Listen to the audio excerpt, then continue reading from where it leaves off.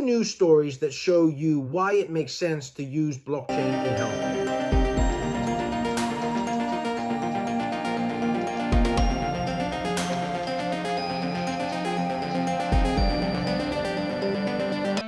Hi, this is Fabio Ferentini. Welcome to the new video on blockchain for healthcare. Today, I'm going to talk about two healthcare news stories that I happened to come across by chance. In my opinion, they are two good examples to illustrate the possible use of blockchain technology in the healthcare sector. Specifically, if blockchain technology had been used, it would have helped prevent these situations from occurring. I learned about the first news story by watching the TG5 segment L'Indignato Speciale on February 17th, hosted by the renowned Andrea Pamparana. In short, a young woman goes to the hospital for a specific medical issue. There she gains access to her medical records and takes photos of some parts of them. Later, she returns to that hospital again for another medical issue, but according to her, she does not receive an adequate response or proper treatment. And this leads her to seek help at another hospital. At that point, her lawyer requests the medical records from the previous hospital, and when the young woman receives them and compares them with the parts she had photographed, she notices a discrepancy, meaning they do not match. In practice, according to her, the medical records contain sections that have been added. Let's take a look at how blockchain technology can prevent a medical record from being altered without the patient's knowledge. In this case, the patient's assuming, of course, that this is indeed the situation we're dealing with. First, a note. In the video, we see the young woman holding some sheets of paper with cursive writing on them, which are probably copies of the photos of the medical records she obtained. I can't know for sure, but it's important to clarify one thing. The medical record must be at least in electronic format, or a paper medical record must have been scanned. If we want to apply blockchain technology, it has to be applied to something electronic. If we only have a paper medical record, and I hope that in 2019, since the events date back to that time, a hospital wouldn't have only a paper medical record. If unfortunately we only have a paper medical record, well then we can't apply any kind of blockchain technology. We're basically talking about nothing. Let's suppose that this hospital manages medical records electronically using blockchain technology. First of all, the patient must grant the operator permission to access her medical record. Alright, every time there's an update, whenever the medical record needs to be updated, whether it's because there are new test results or, for example, instrumental examinations, the operator must record them. This results in the generation of a new hash, which is the cryptographic image of the updated medical record, and this is then recorded on the blockchain. The patient doesn't need to have photos of the medical record. It's enough for her to have the hash of the latest update of the medical record stored on the blockchain. If this does not match what is actually present on the blockchain, it means there is a discrepancy, it means the data do not coincide, it means a modification has occurred, and the data are no longer intact. This is why managing medical records using blockchain technology prevents this kind of situation. It prevents modifications from being made without the patient's knowledge. And in the metadata, there is also the name of the operator who made this modification. Well, if you're interested in learning more about the entire process in detail, go watch the video Blockchain for EHR Interoperability, which is specifically about electronic health records, that is, electronic medical records. Regarding this matter, I will refrain from any kind of judgment. Events will take their course, and I have simply used this healthcare news story as an example to demonstrate how blockchain technology can prevent certain situations.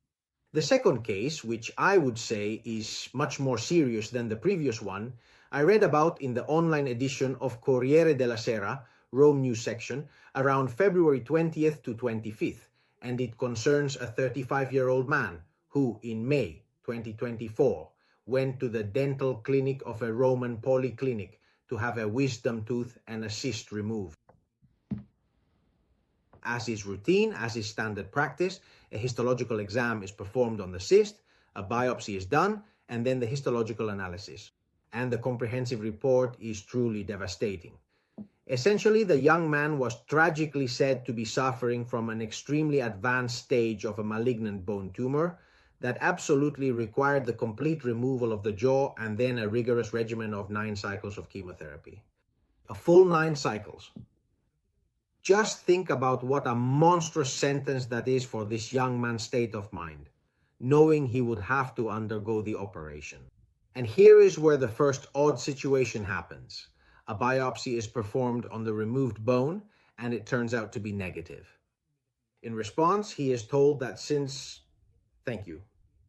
because the surgery was performed quickly, the tumor hadn't had time to take hold in the bone. At that point, he turns to another hospital in Rome, which confirms the tumor diagnosis. He goes back to the polyclinic where he was operated on, and they tell him that there is no need to start chemotherapy urgently, at which point he requests the biopsy sample, meaning the histological exam, and takes it to the laboratory of another university in Rome, where a new test is performed, a new histological exam. And here comes the incredible part, because the DNA present on the biopsy sample is not that of the young patient, the 35-year-old man. So, what happened? There was a mix-up of biopsies, and the patient underwent surgery for nothing. What remains unknown is what happened to the patient who actually needed urgent surgery and whether he really received it. Here too, the question naturally arises. Can blockchain technology help prevent this kind of situation?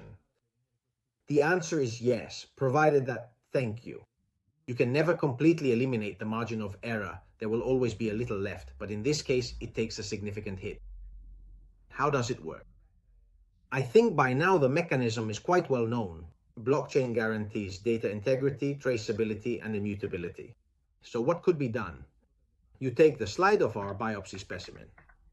So, starting from the biopsy, you place an adhesive QR code that contains the most important data, the crucial information related to that slide, and at this point, you generate the hash of the QR code and record it on the blockchain. And this is done for all the slides. At that point, every time a slide is taken for analysis, the QR code is scanned, the hash is calculated, and it is checked whether that hash matches the one on the blockchain. If there is a match, it means the data is intact. It means we have the correct slide. However, be careful, because an absolutely necessary clarification must be made, since the article does not specify at what level this erroneous exchange occurred. What does that mean? I mean, let's suppose, for example, the significant error was having taken the biopsy sample of patient A and the biopsy sample of patient B, and then unfortunately, the names of these two patients were completely swapped. If the error was made at this level, right at the beginning upstream in this phase we can call cataloging, then not even blockchain can do anything about it. Blockchain as a technology can help prevent a mix-up, an error, if what I just described happens. Otherwise, if the error happens so far upstream, precisely in a phase we can call cataloging, as I mentioned in another video, when we have 2 + 2 = 5, 5 is a wrong result and blockchain can't fix that. It's just wrong. Then the hash of 5 will be made and recorded on the blockchain, and that 5 will certainly be intact as data. But it's wrong. Let's always remember this. Blockchain can guarantee the integrity of the data, but not its truthfulness. Even in this case, just like in the previous one, I suspend my judgment, even though empathetically the fact is rather striking. It's just that experience has taught me that in such delicate situations where we also don't have all the information available, it's much more prudent to suspend judgment and wait for events to unfold. What was important to me, and I specifically used these two examples from health news for this reason, was to show how blockchain technology can also be used as a tool to help prevent certain situations from occurring. As a corollary to all this, I would like to point out that in the Daily About Pharma newsletter from last March 12th, there is an article taken from issue 225 of the magazine titled "Healthcare Data, The road to sharing diagnoses in pathological anatomy remains uphill. The article explains that we are still far from having digitized pathological diagnostics, that is, the so-called digital slide, because there are very few institutions that have scanners dedicated to obtaining images suitable for this purpose.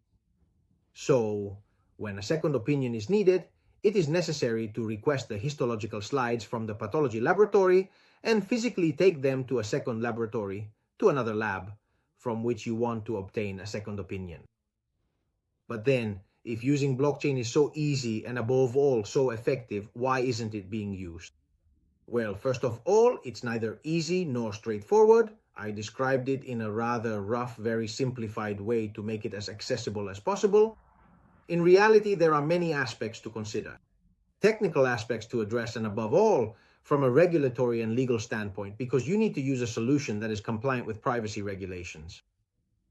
Of course, in my opinion, it can absolutely be a viable solution, but there needs to be the willingness and the necessary expertise. So it's not that simple.